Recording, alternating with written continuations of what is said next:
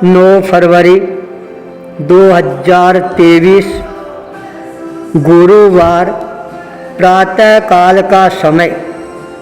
जब मैं अपने आप को अंतर्दृष्टि से जागृत करने का अपने आप को प्रयास करना प्रारंभ कर देता हूँ।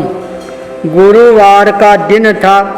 गुरु का आशीर्वाद अपने आप ही मेरे को अपनी पीठ पर अनुभूत होना प्रारंभ हो जाता है। मानो गुरु मेरे को दिशा निर्देश प्रदान कर रही हैं। बस ये जो तुमने साधना का उपक्रम प्रारंभ किया है वह वास्तव में ही मेरे मन को और ज़्यादा प्रसन्नता प्रदान करने वाला बन गया है। जब ये आवाज़ मेरे कानों में गुंजायमान होने प्रारंभ हो जाती है तब मेरे को उदयपुर, आशीन और दक्षिण प्रदेश के उस ज्योतिषी की बात है याद आनी प्रारंभ हो जाती है। उन्होंने मेरे को कहा था, अब आपके जीवन के अंदर गुरु है, वो स्वयं आपको दिशा निर्देश है वह प्रदान करना प्रारंभ कर देगा। गुरु आपका स्वगृह बन गया है। जो शनि की दशा, महादशा और वक्री दशा थी वो सारा समय है वह अब निकल चुका है। अब धीरे धीरे आप अपने आप को साधना की दृष्टि से और ज़्यादा मजबूत बनाना प्रारंभ कर दोगे। पुरानी कल्पनाओं को पीछे छोड़कर नई परिकल्पनाओं को साकार रूप प्रदान करने के लिए अपने चिंतन को विशाल बनाना प्रारंभ कर दोगे। चिंतन की विशालता है यही आगे जाकर आपको और ज़्यादा साधना में प्रतिष्ठित करना प्रारंभ कर देगी। गुरुवार के दिन जब यह चिंतन धारा उभर कर सामने आती है तब अपने आप ही मेरा मन है गुरु के प्रति नतमस्तक होना प्रारंभ हो जाता है, समर्पित होना प्रारंभ हो जाता है और मैं ध्यान की गहराई में अपने आप को उतारना प्रारंभ कर देता हूँ। ध्यान अवस्था में भी मेरे को गुरु का आभा मंडल है वही चमकता और दमकता है नजर आना प्रारंभ हो जाता है। ध्यान साधना परिसंपन्न करने के पश्चात मेरे को लगता है मेरे गुरु बिल्कुल मेरे सामने ऊंचे सिंहासन पर विराजमान है और मेरे को दिशा निर्देश प्रदान कर रही हैं। अब स्वाध्याय का समय हो गया है और स्वाध्याय करना प्रारंभ कर दो। अंतर चेतना की ध्वनि अपने आप ही स्वाध्याय की ओर मेरे को एकाग्रता के साथ अग्रसर करना प्रारंभ कर देती है। स्वाध्याय के अंदर मेरे को बड़े ही आनंद की अनुभूति होनी प्रारंभ हो जाती है और मेरे को ऐसा लगता है मेरे गुरु मेरे स्वाध्याय से प्रसन्न होकर और अपनी गर्दन है वह हिलाना प्रारंभ कर देती है। उनके चेहरे की मुस्कुराहट को देखकर मेरे चेहरे पर भी अपने आप ही मुस्कुराहट है वह तैरनी प्रारंभ हो जाती है। जब गुरु प्रसन्न होते हैं तब शिष्य का मन है वह अपने आप ही और ज़्यादा प्रसन्न चित्त बनना प्रारंभ हो जाता है। स्वाध्याय के पश्चात जब मैंने अपनी मंत्र शक्ति की साधना करनी प्रारंभ की, गुरु का मंत्र मेरे जीवन के लिए और ज़्यादा प्रेरणादायी सिद्ध होता जा रहा था।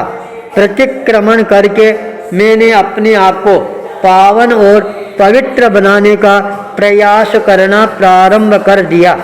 मन की पवित्र भावनाओं के साथ मैं ऊपर से चलकर नीचे अपने स्थान पर आकर स्थापित होने का प्रयास करना प्रारंभ कर देता हूँ। अपना नियमित जो कार्य है उसको परिसंपन्न करने के पश्चात योगी राज मेरे पास में आकर बैठ जाते हैं और मेरे को निवेदन करती है। अब अपने को आगे क्या करना है इसकी परिकल्पना अभी अपने को अपने मन के अंदर बनानी प्रारंभ कर देनी चाहिए। कोई भी अपने कार्यक्रम जीवन में करना चाहते हैं, पहले यदि परिकल्पना साकार रूप से अपन बना लेते हैं तो यात्रा करने का आनंद है वह अपने आप ही एक अलग ही आना प्रारंभ हो जाता है।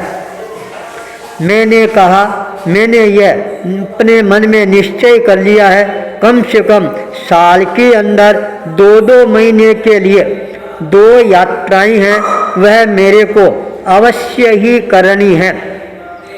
जंगल हो, उपवन हो, बाग बगीचे हो, तीर्थस्थल हो, उस घाटियाँ हो, नदियाँ हो, नाले हो, बाड़े हो, खाड़े हो, उन स्थानों के ऊपर मेरे को यात्रा करने का मन में विचार चल रहा है और मैंने अपनी यात्रा को भी इस रूप के अंदर आगे बढ़ाने का प्रयास किया है। मैत्री अनुभव यात्रा, जहाँ भी मैं जाऊँ, लोगों से मिलूं, उनके साथ में मित्रता के संबंध है वह स्थापित करूं, उनके जीवन के जो अच्छे अच्छे दृष्टांत है, घटनाएं हैं, अनुभव है, उनको भी मैं अपने जीवन के अंदर साक्षात्कार करना चाहता हूं।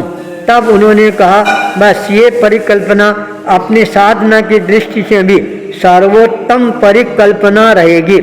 योगी राज ने कहा मुनि प्रवर, मैं 4 महीनों तक महाभयानक जंगलों के अंदर रहा, अकेला रहा, जंगलों में सोया और उस समय मेरे को जो प्रकृति का आनंद आया वैसा आनंद मेरे 32 वर्षों में आज तक मेरे को नहीं आया।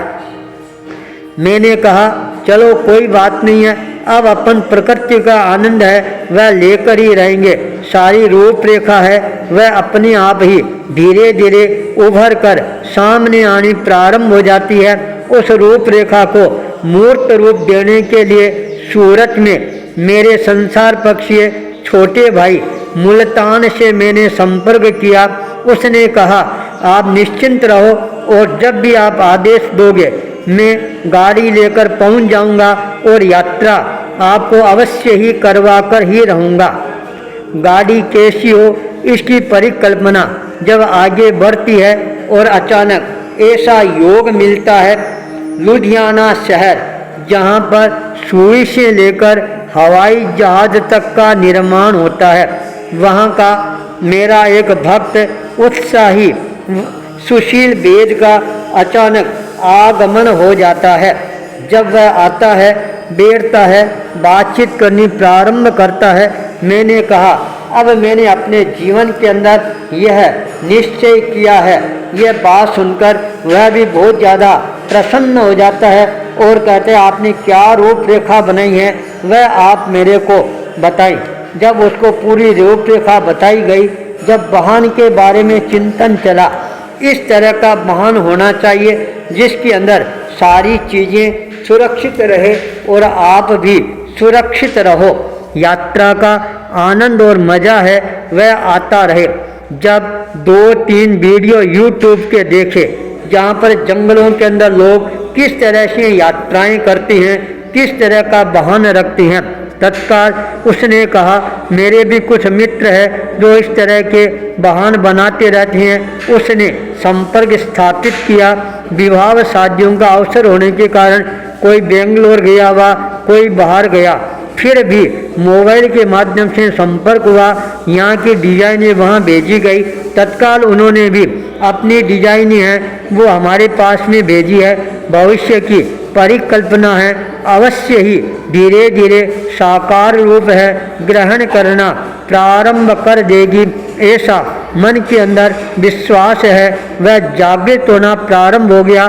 मेरे को लगता है यह सारा का सारा गुरु ग्रह का ही प्रभाव है, गुरु की शक्ति है, वह हमारे को साधना की दृष्टि से और ज़्यादा आगे बढ़ाना प्रारंभ कर रही है।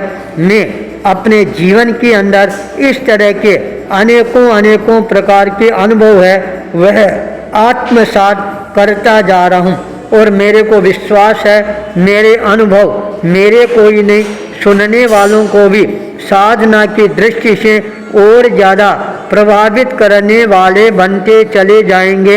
आचार्य भूपेंद्र, जयपुर, सोमन कुंज, श्री पूर्णरासर बालाजी भिक्षु धाम, जयपुर, राजस्थान।